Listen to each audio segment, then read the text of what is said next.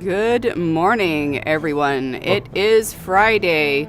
I don't know why Drake's making a fish face on Friday. Maybe that's because it's Fish Friday. I hadn't thought that through. Friday, July 17, 2020. It's time to take a break with Drake.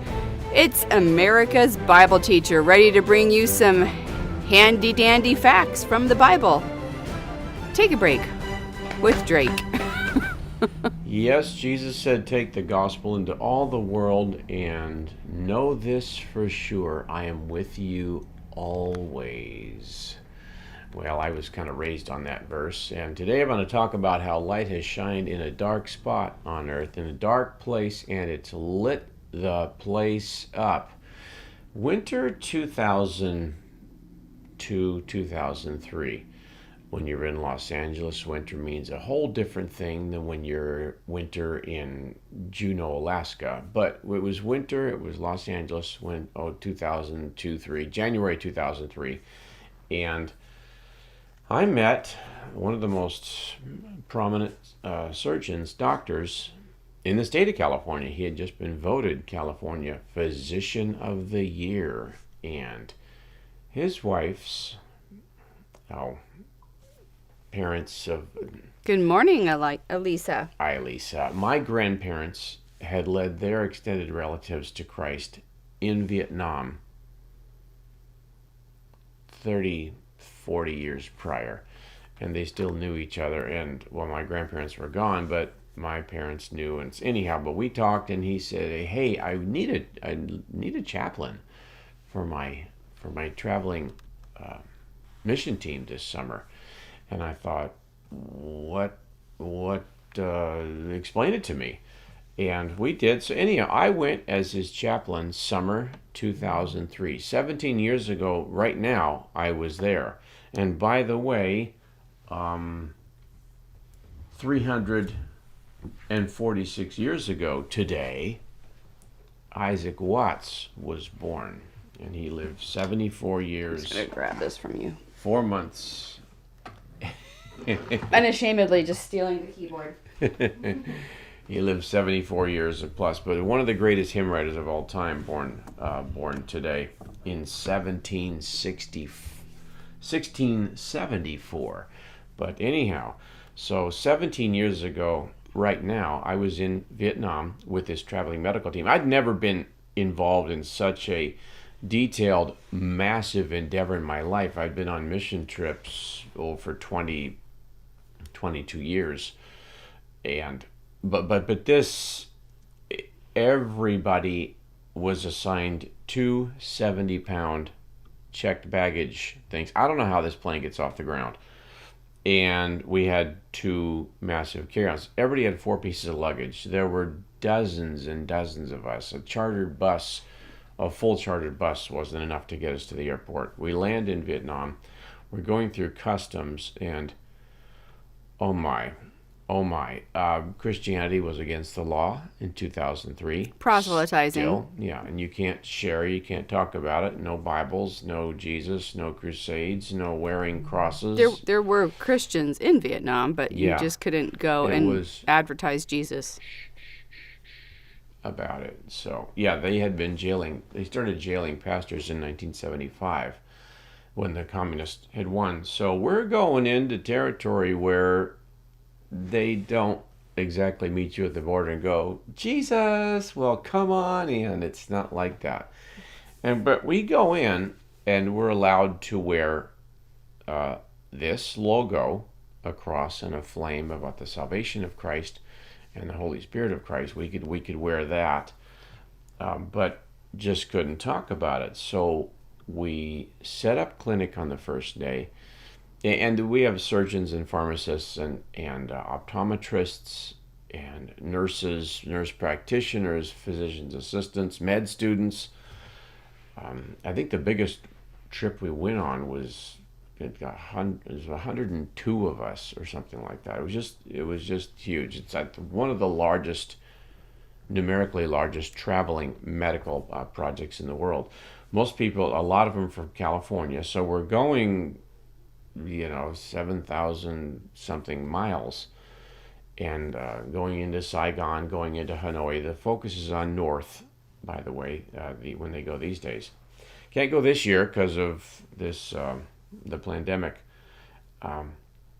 But it's 2003. We set up clinic, and then we opened the doors, and they made us set up at a communist center, so that when you entered the place, they say, "Look what the communists have brought for you." That's what they're trying to create this symbolism for. But people know. They go, "Well, yeah, I don't think the Communist Party did this," but anyway. So we set up and just get started. They triage people. That means they sort them. Where do you go? Do you go to dermatology? Do you go to the eye clinic? Do you need a heart valve? Do you know? I mean, I've been so involved for 17 something years. I say we.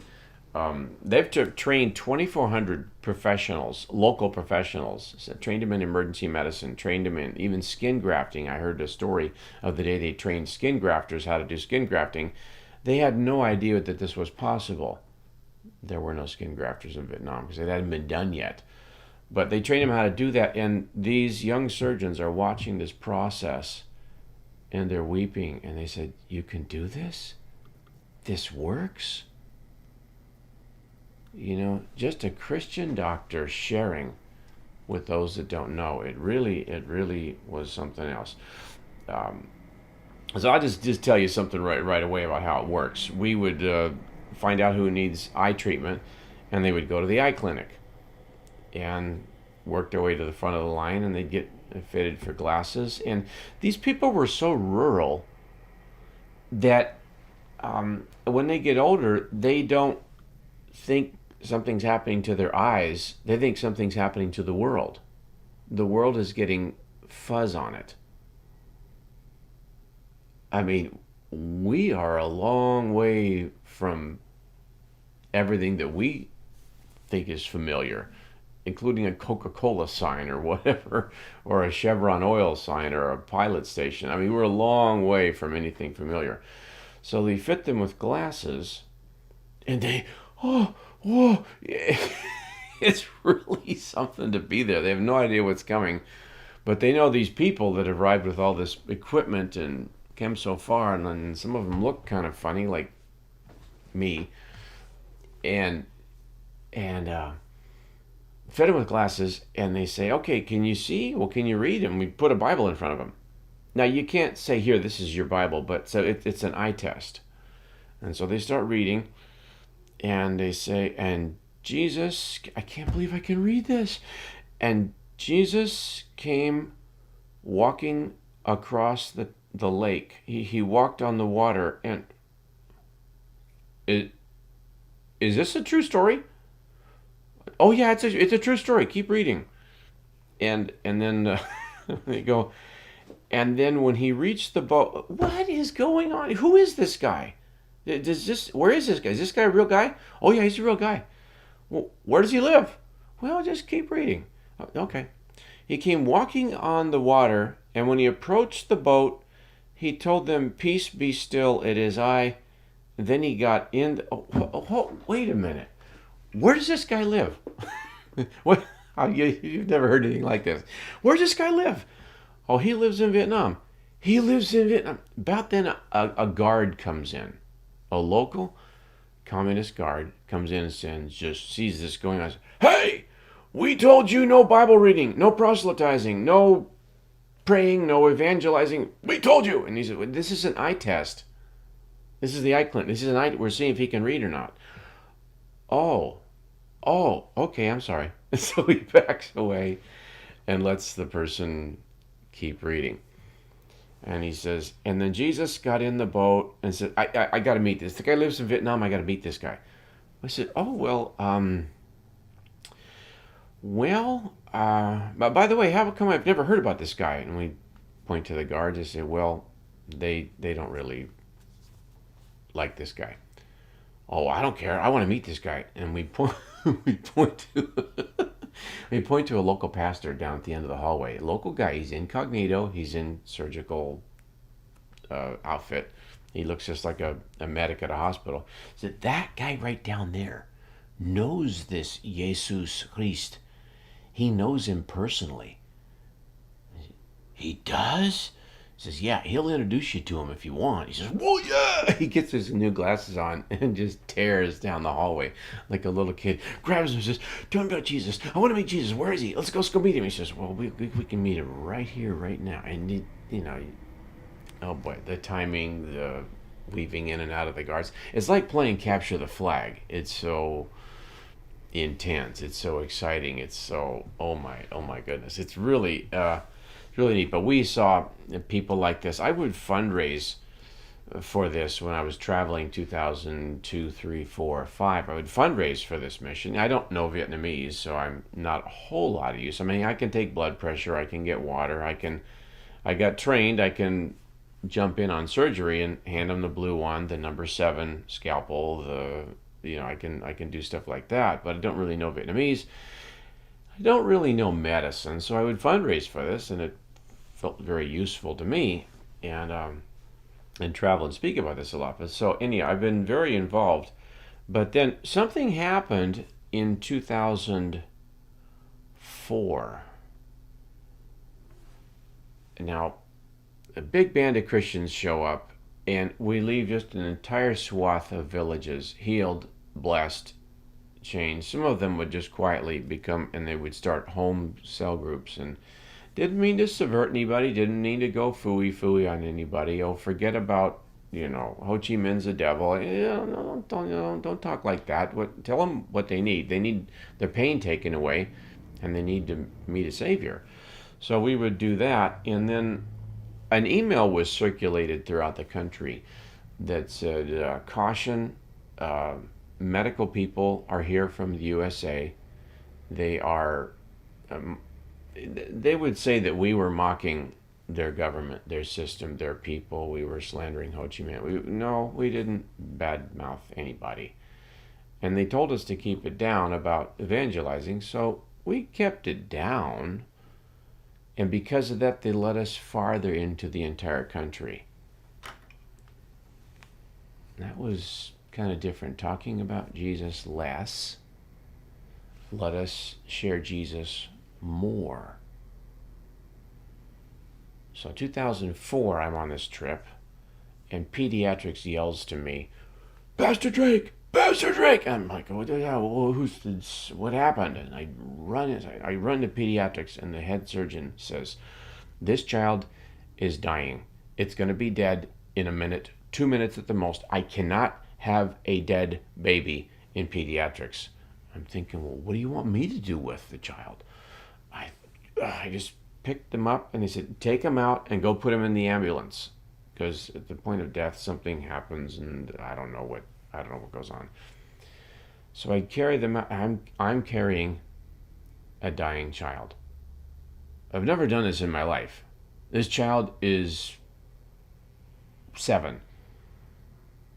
And I take them out, and I am losing it. I can't even keep it together. This is normal work for a medic, but for me, I'm a pastor. I did enough of this medical training to help them, but I didn't go to med school. I'm carrying this child, and while I'm carrying him, he's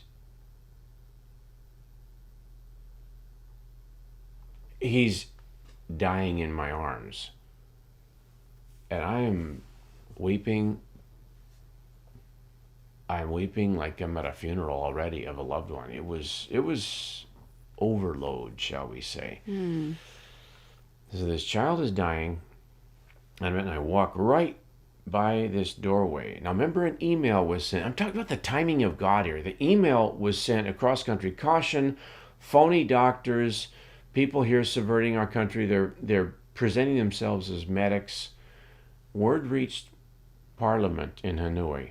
Word reached the Surgeon General, and they said, well, we're just going to go check this out ourselves. Police came to come and shut us down.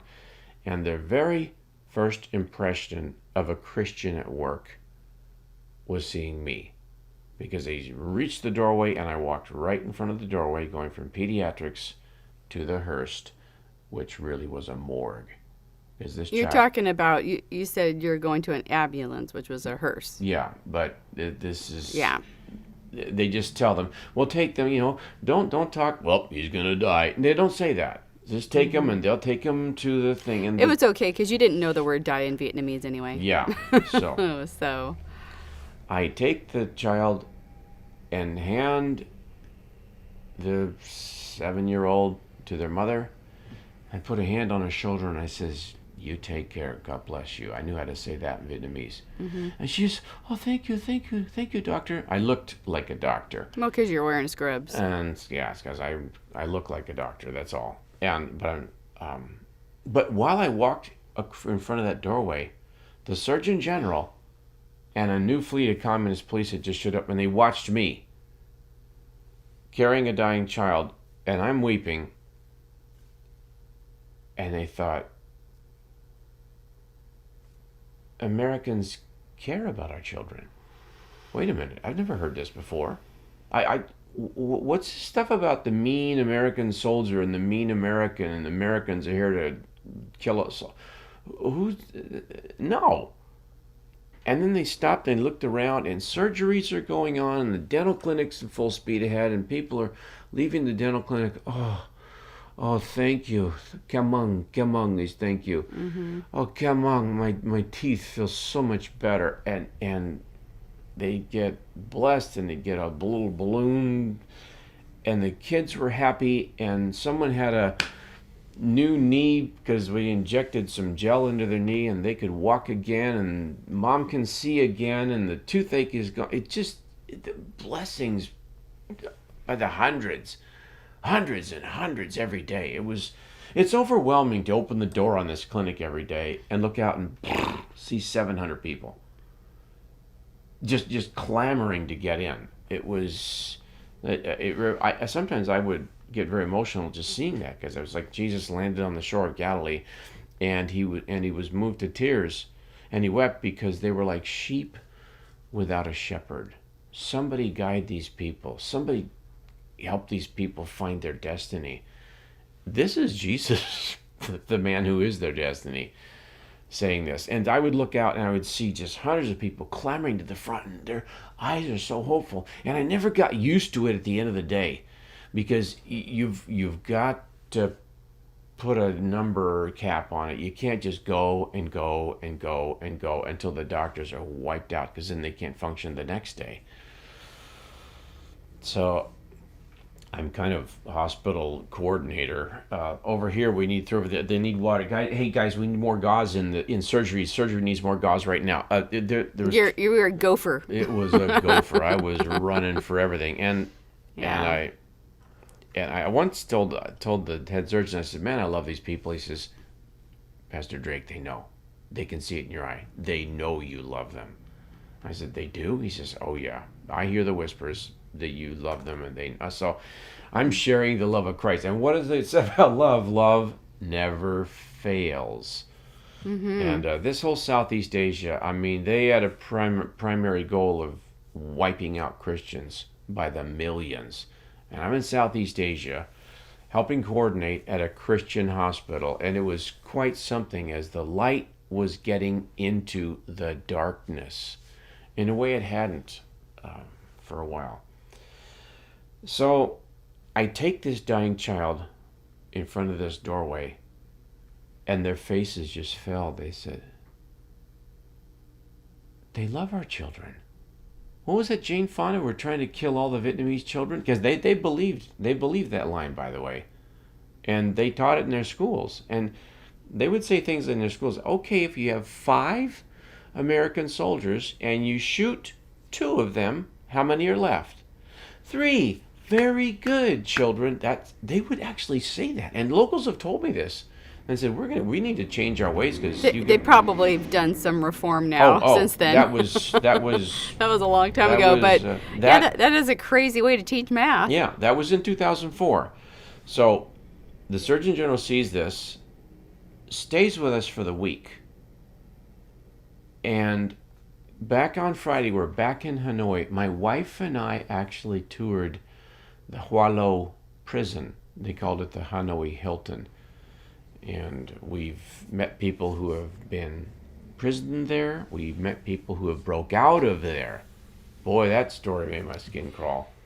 But anyhow, so we're back Yeah, in it's Hanoi. interesting. They're of course they call it the American War. Yeah, they call it the American War. There would have been no war if America didn't invade. So just, you know, to understand stuff from every angle, you can then minister to it. Um, so this Surgeon General stayed with us the rest of the week. They just came by to look, but they stayed the rest of the week. They stayed with us to the end. They went back to Hanoi with us. We are north of Hanoi, an 8-hour drive. We are at the China line. You can see China. It's way out. Oh boy. And each day, I mean, you go way out to go to your lodgings, but then beyond that, you're still going way out every time you go to the daily clinic. Yeah, honey, you've been. I've been 8 times. 6 were medical, 2 were educational. You've gone 5 times. I think I've gone 3 times with the medical team and 2 other times. Yeah, so you've been 5 times altogether, but gorgeous country. It is. They love Americans now. They realize we didn't want to kill them all. We just wanted them to be free of communism. So, anyhow, so this Surgeon General stays with us. At the end of the time, we're having our communion. A Christian can just do a Christian thing on his own. It's fine. They don't kill you for that. But we have communion at the Hanoi Hyatt or something like that.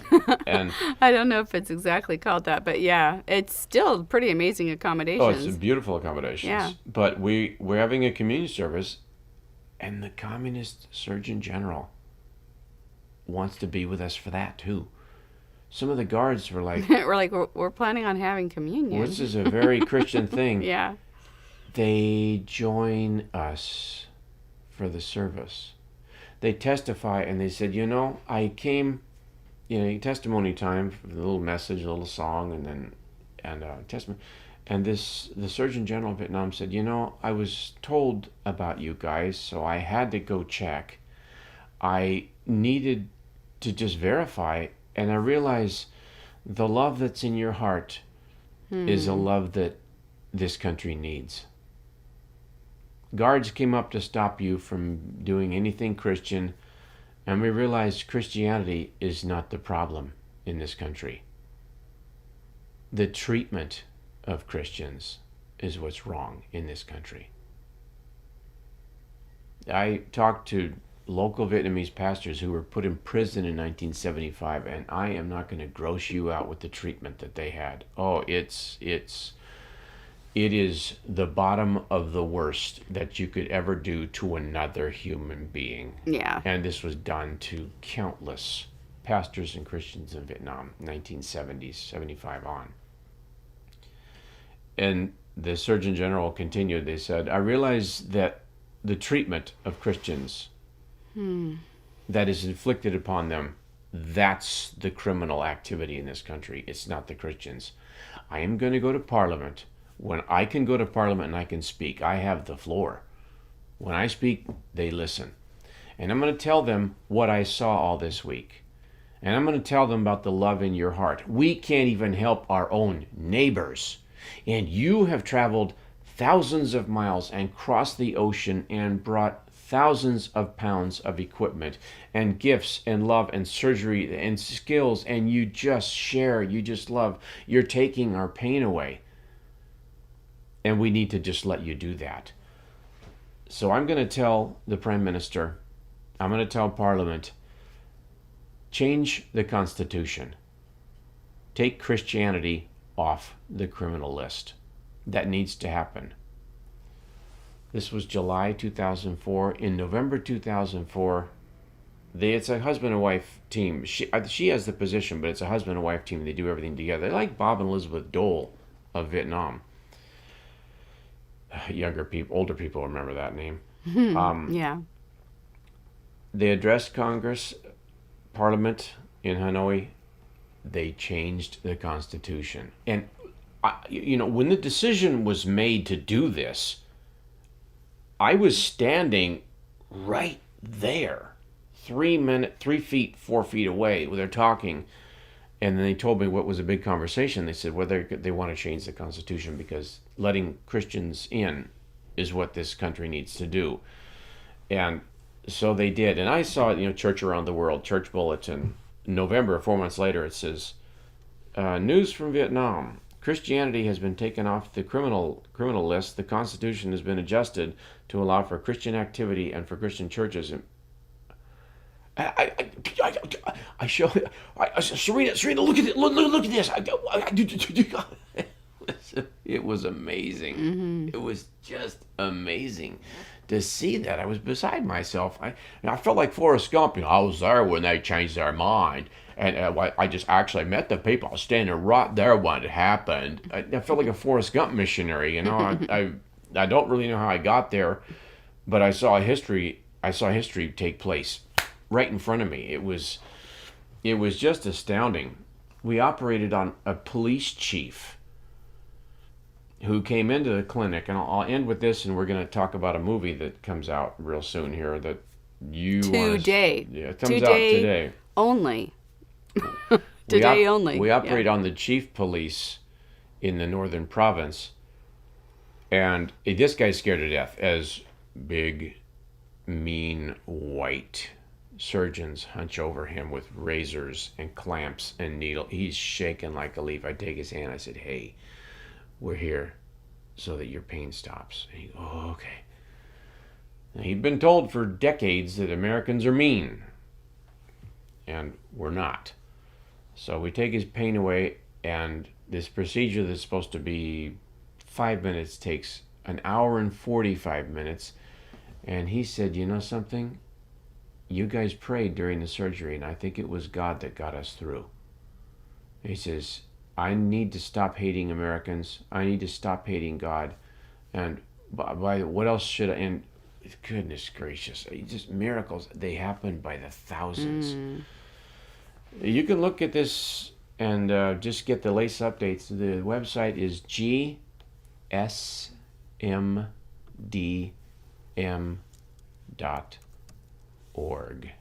gsmdm.org.